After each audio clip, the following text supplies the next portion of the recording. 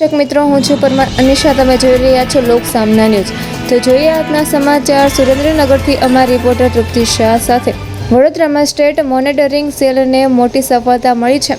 રાજસ્થાનના આબુ રોડથી લાવવામાં આવેલા અંદાજે 64 લાખ રૂપિયાના વિદેશી દારૂના જથ્થા સાથે એક ટેન્કર ઝડપાયું છે.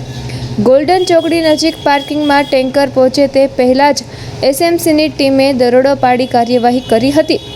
પોલીસે ટેન્કર ચાલક રેખારામ ઉર્ફ રાકેશ મોટારામ જાટની ધરપકડ કરી છે. તપાસ દરમિયાન ટેન્કરના ગુપ્ત ચેમ્બરમાંથી દારૂનો મોટો જથ્થો મળી આવ્યો હતો. પોલીસે દારૂ, ટેન્કર અને મોબાઈલ ફોન સહિત કુલ 87,87,000 રૂપિયાથી વધુનો મુદ્દામાલ જપ્ત કર્યો છે. ચાલકે પોલીસ પૂછપરછમાં જણાવ્યું છે કે તેને માત્ર શેઠ નામથી ઓળખાતી વ્યક્તિના કહેવા મુજબ ટેન્કર વડોદરાના ગોલ્ડન ચોકડી વિસ્તારમાં પાર્ક કરવાનું હતું, જ્યાંથી અન્ય વ્યક્તિ ટેન્કર લઈ જવાનો હતો.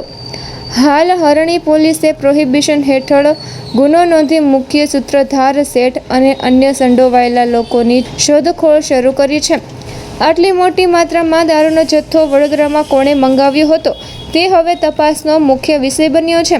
તો ફરી મળીશું એક નવા સમાચાર સાથે. ત્યાં સુધી જોતા રહો લોક સામના ન્યૂઝ.